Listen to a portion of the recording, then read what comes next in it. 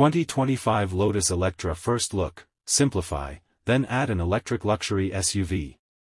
The famed sports carmaker wants you to rethink buying that Tesla Model X. Suddenly, the Tesla Model X, yes, that Model X, the electric SUV with the wild articulating doors, looks old and boring. Following hard on the heels of the impressively engineered mid-engine Emira, the all-new Lotus Eletre, which goes on sale in Europe and China in 2023 and is tentatively scheduled for release in the US in 2024 or 2025, is a sharp and focused take on an electric-powered high-performance SUV. Tesla tickling performance. Here are the headline numbers. The Eletre, it's pronounced Eletre, and apart from the obvious play on electric, the word apparently means coming to life in some Eastern European languages, and is catchier than the model's pre-reveal codename, Type 132. Lotus will launch the SUV with a dual-motor powertrain producing at least 600 horsepower fed by a 100 kilowatt-hour battery. Lotus says the Eletre will zing from 0 to 60 miles per hour in less than 3.0 seconds and hit a top speed of 161 miles per hour. Claimed range on the European WLTP cycle is about 373 miles. Which translates to about 332 miles on the tougher EPA test. And the Eletre's 800-volt electrical architecture means the battery can be topped up to deliver 248 miles of range in 20 minutes when the car is hooked up to a 350 kilowatts charger. The Eletre is one of the most radical Lotus cars in history and showcases the future direction of the storied British brand under the ownership of Chinese automaker Geely, which also owns Volvo and Polestar and has a 9.7% stake in Mercedes-Benz. Under Geely, Lotus will be producing nothing but electric vehicles by 2030 and is expanding its sales operations to markets around the world, including the US. The Eletre is built on the all-new Lotus Electric Premium Architecture, EPA, developed jointly with Geely. Lotus says for the EPA, which is different from the electric sports car architecture, ESA, it is working on with Renault's Alpine brand, and that the setup can be easily adapted to accommodate different battery sizes, motors, component layouts and intelligent driving technologies. In addition to the 100 kilowatt-hour battery and compact dual motors with integrated controllers and reducers, the Eletre version of the platform gets a multi-link air suspension and continuously variable damping all-round. Active ride height and active anti-roll bars, along with rear-wheel steering and torque vectoring will be available as options on the Eletre, along with 23-inch alloy wheels.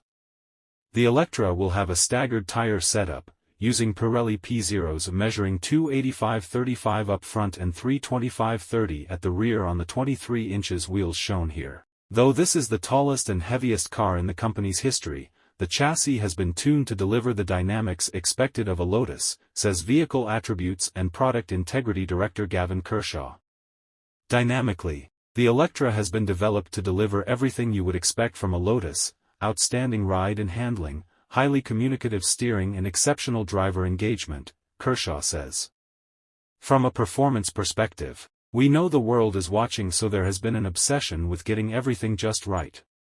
For different drive modes, range, tour, sport and off-road, adjust steering and accelerator pedal response, along with damping rates and powertrain output, and individual mode will allow drivers to mix and match some settings to suit their personal driving styles. Big Lamborghini Energy. Designed under the direction of Ben Payne, head of design at the Lotus Tech Creative Centre in Warwickshire, England, a facility overseen by former Volvo and Geely design chief Peter Horbury, the 200.9-inch long and 64.2-inch tall Eletre has a cab-forward stance that recalls mid-engine Lotus sports cars, and sculpted aluminum panels teased out over a 118.8 inches wheelbase. For context, the Eletre has 2.1 inches more space between the axles than a Tesla Model X and is 2.6 inches longer overall and 0.8 inches lower. This is not a small Lotus. The aggressive front graphic features daytime running lights mounted high at the leading edge of the bodywork above a full-width black section that conceals the recessed headlights and hidden vents that direct air up and over the hood and past the front wheels. Below that is an active grille made up of a series of interconnecting triangular panels that open to feed air into the radiator when the electric motors, battery pack and front brakes need cooling. The side view is dominated by the heavy sculpting of the front door to allow air to flow from the vent on the trailing edge of the front fender, and a pronounced haunch over the rear wheel that rises to meet a roofline that gracefully falls away from the steeply raked A-pillars. The floating D-pillar features an integrated air blade. The rear is dominated two large vents that are bridged by a thin light bar, and a roof spoiler system that comprises two carbon fiber winglets cantilevered from the roof cant rails. The winglets function just like a conventional, full-width roof spoiler, guiding airflow down the backlight and onto a spoiler that deploys out of the tailgate at speed.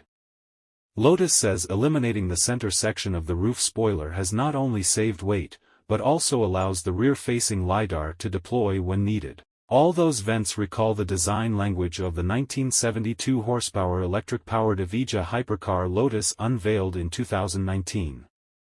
There's function behind the form, says Design Chief Payne, channeling air through the car, something Lotus describes as porosity, as well as over, under and around. It helps make the Eletre more efficient in terms of its range, speed and performance.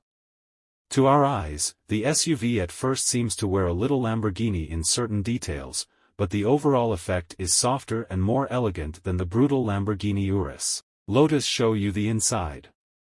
Lotus interiors have long tended towards being functional rather than premium. The Eletre changes all that.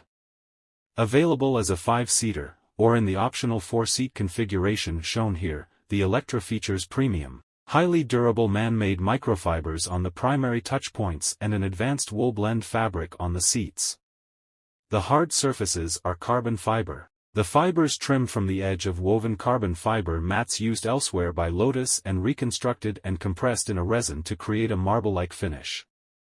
The dash has a light blade that runs the full width of the car and changes color to alert occupants to incoming phone calls, changes in cabin temperature, and changes to the battery charge status. There's no big instrument binnacle behind the steering wheel. Instead, a 1.2-inch wide panel just below the light bar shows the driver key information. A similar panel on the other side of the dash shows the front seat passenger entertainment and location information. Between the two panels, at the center of the dash, is a 15.1-inch OLED touchscreen. Lotus says 95% of the Electre's functionality can be accessed with no more than 3 touches on the screen. Even so, certain key controls, such as drive selection, climate control, temperature settings, audio adjustment, and adaptive cruise control actuation, can also be controlled via simple, easy-to-use analog switches. The OLED screen automatically folds flat when not in use. Information can also be displayed to the driver via the standard augmented reality head-up display. Standard audio system is from British premium manufacturer KEF and features an 800-watt, 15-speaker setup. Those wanting even higher fidelity sound in their Electres can upgrade to the 1,500-watt, 23-speaker KEF reference system that features the first application of the company's high-performance speaker and subwoofer design in an automotive audio system. The Eletre represents a momentous point in the history of Lotus, says Managing Director Matt Windle. This car has the soul of a Lotus and the usability of an SUV, he says. We're confident it will delight performance car customers and offer a distinct alternative to the segment's established players. Thanks for watching. Don't forget to like the video and subscribe to the channel for more such videos.